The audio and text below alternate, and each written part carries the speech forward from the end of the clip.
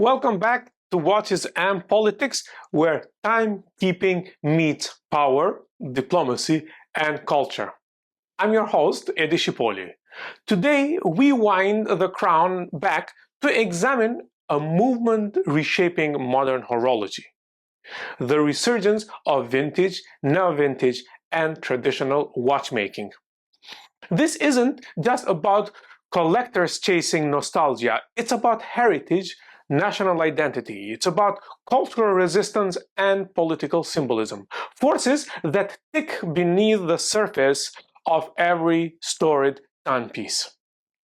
In a world that's fast-moving, hyper-digital, and always connected, the mechanical wristwatch should feel obsolete. And yet, it's making a striking comeback. Vintage pieces, retro-inspired neo-vintage design, and traditional craftsmanship are more sought after than ever. Why? Because every time someone chooses a mechanical watch over a smartwatch, that decision carries a meaning. It's not only about telling time, it's a nod to history, a vote for artistry, a quiet pushback against the algorithmic, automated world that we live in today. In an age of mass production and software updates, the choice of tradition is a political statement in and of itself.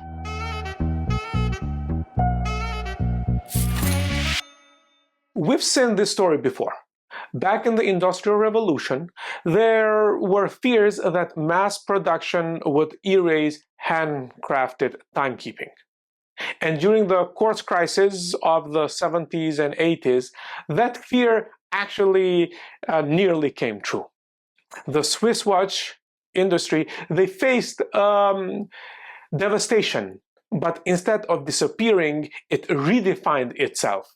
It emerged as leaner, stronger, and even more devoted to the idea that artisanal excellence was the future. Fast forward to today, and the history is echoing once more. Smartwatches dominate wrists around the world today. Our algorithms, apps, and screens tell us that time will with like a split-second accuracy. But in the middle of all the digital noise, a new generation is rediscovering the poetry of mechanical movement.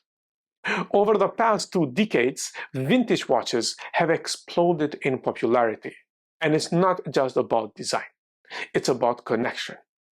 These pieces carry stories. They show patina from lives they've already lived. They embody entire eras, moments when timekeeping was equal parts art and science. In a culture obsessed with speed and disposability, there's a powerful gravitation back towards permanence, heritage, and the slower rhythm of analog life. Think of it this way. A Rolex Submariner from the 1950s isn't just steel and loom. It's the history of the early dive watch. An Omega Speedmaster isn't just a chronograph. It's the watch that went to the moon. And a Breguet pocket watch might connect directly to emperors and revolutionaries.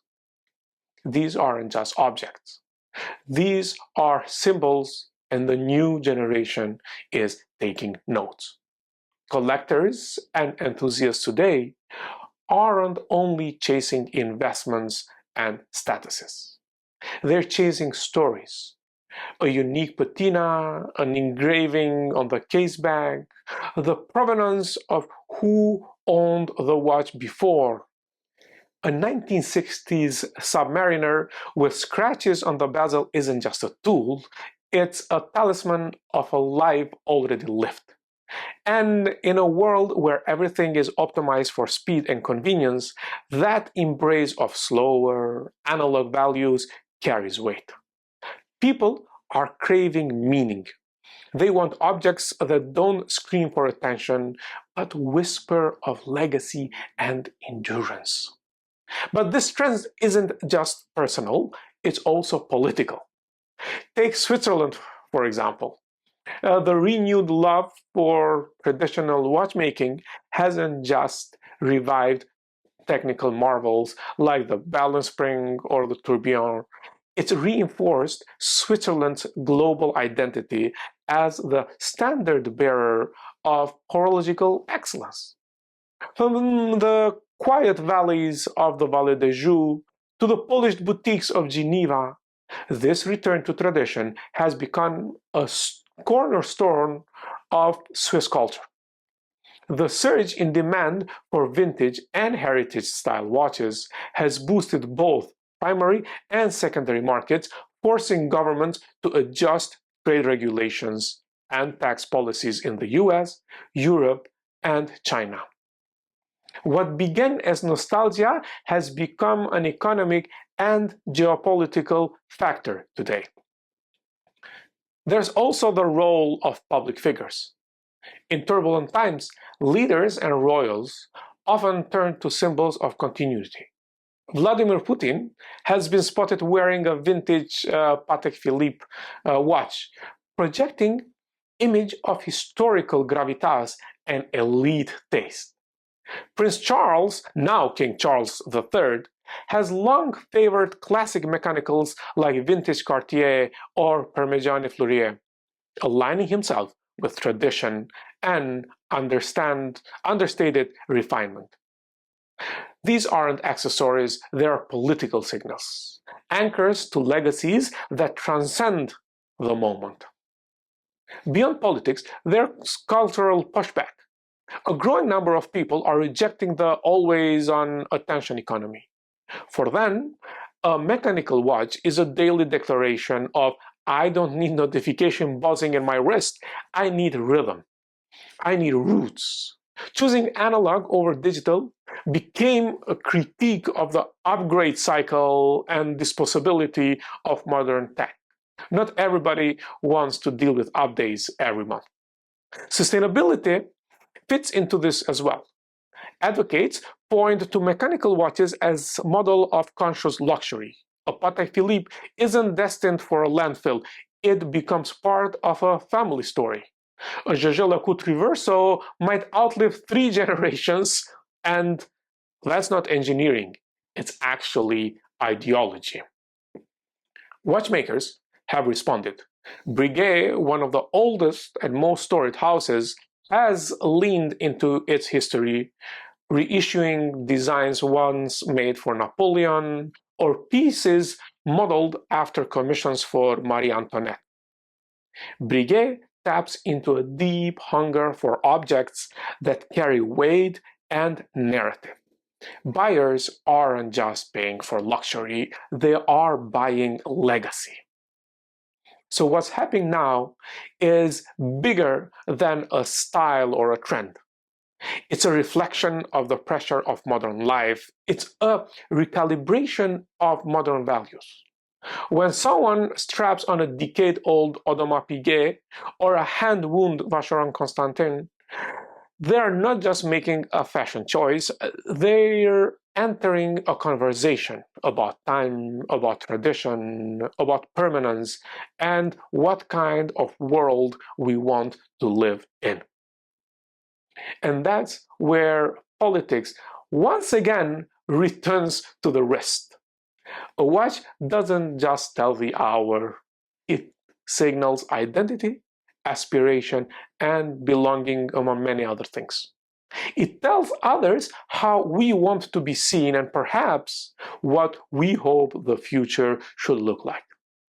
In this resurgence of vintage and traditional watchmaking, every tick is both a memory of the past and a vote for a different kind of present. As vintage watches have risen to the forefront of collecting, another movement has gathered strength alongside them, what many call the neo-vintage revival. These aren't mere reissues of nostalgic tributes. They're modern timepieces designed with the spirit and language of earlier eras, but built with the full arsenal of today's technical advances. And their success has been undeniable. Part of the appeal comes from economics. The vintage market has exploded, and prices for iconic models, early Submariners, Speedmasters, rare chronographs, have soared beyond reach for many collectors. Neo Vintage offers a solution: the romance and aesthetic of history, but without the fragility, scarcity of parts, or astronomical price tags that some watches have achieved. It's a way for both newcomers and seasoned enthusiasts to access to nostalgia in a watch that's wearable every day. Think of it as a design philosophy that says you can have your heritage and wear it too. No brand has leaned into this space with more ambition than Vacheron Constantin. Their Historiques collection is practically a love letter to their archives. The Americana 1921 brings back its off-center dial and Art Deco flair. The triple calendar models from 1942 and 1948 revive post-war elegance with leaf-shaped hands and moon-faced displays. The Cornet de Vache 1955, named for its distinctive cow horn lugs, merges mid-century glamour with mechanical precision. Even Vacheron's mastery of thinness has been revived. Ultra Thin 5 1955 and 1968 models showcase just how enduring restraint and elegance remain each one in watch designs. These aren't just nostalgic revivals, of course. They are feats of engineering in their own right. And Vacheron actually didn't stop there. In 2018, they introduced Les Collectionneurs, something that I might not be able to pronounce it well. But it is a curated program of fully restored vintage pieces, authenticated and sold directly from the Maison. Each comes with provenance traced by in-house historians and a certificate of authenticity. These watches aren't just transactions, they're exhibitions. They're displayed at global events before being offered to collectors, reinforcing Vacheron's role as both maker and custodian of horological history. Jaeger-LeCoultre, Vacheron's sibling within the Richemont group, followed with the Collectibles program in 2022. It provides collectors with hand-selected, fully restored pieces like the Reverso or Memovox. Each is documented with painstaking detail and presented within the broader narrative of the brand's history. JLC even produced a companion book transforming a sales initiative into a cultural storytelling. The neo-vintage movement isn't just about design, it's about identity. These watches resonate with buyers who want more than technical specs. They want soul, they want continuity. In a world saturated with fast tag and algorithmic feedback loops, the appeal of a mechanical object, like hands turning because gears are meshing, feels almost radical. This symbolism has found its way into politics too. Public figures who wear neo-vintage watches today are making quiet statements. They aren't projecting flashy modernity, they're signaling resilience, continuity, a preference for permanence over novelty. And in diplomacy or leadership, that kind of message carries weight.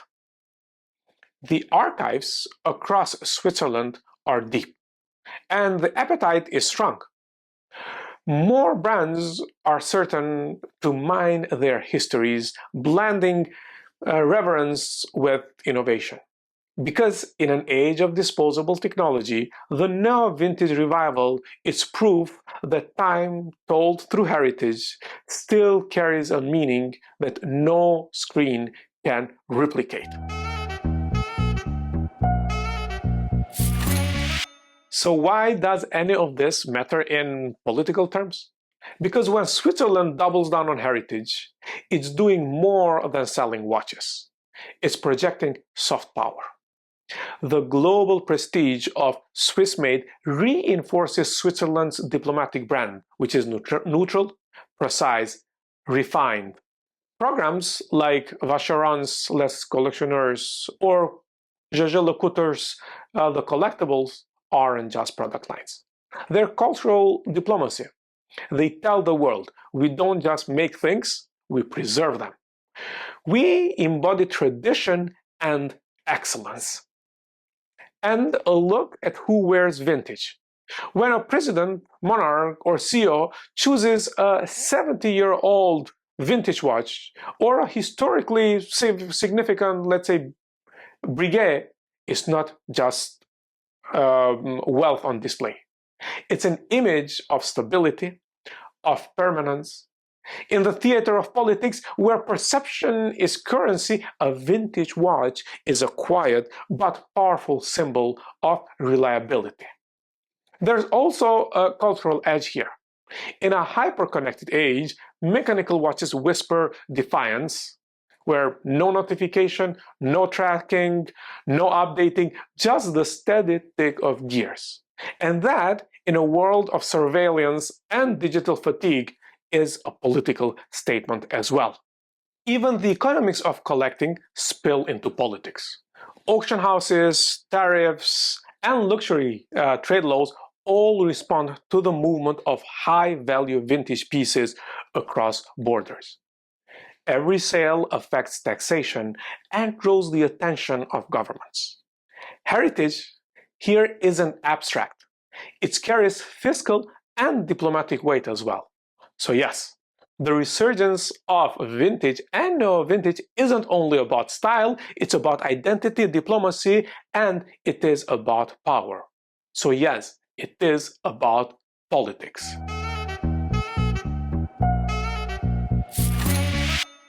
And so we've come full circle. What began as a collector's trend has become a cultural movement. The return of vintage and neo-vintage watches isn't only about design. It's about identity. It's about choosing craftsmanship over convenience, stories over specs, history over hype. In an age when nearly everything is built to be replaced, these watches stand for the opposite: the enduring, the meaningful, and the lasting. And in politics, culture, and society, those values carry weight. A mechanical watch on a senator's wrist can be a quiet act of rebellion. A brand reviving a forgotten design can be a statement of national pride. Tick by tick, vintage watches remind us of the past that isn't gone. It's carried with us into the present day. Thanks for tuning in to Watches and Politics. If you enjoyed this deep dive into the vintage and neo-vintage revival and its political dimensions, make sure to subscribe, share, and leave a review. Next time, we turn the spotlight onto the collectors themselves, not just as buyers or enthusiasts, but as political actors in their own right, shaping markets, influencing cultural memory, and sometimes even driving diplomacy. Episode 8 asks, what happens when collecting isn't just personal, but it's political? Don't miss it. And until then, keep your movements precise and your politics timeless.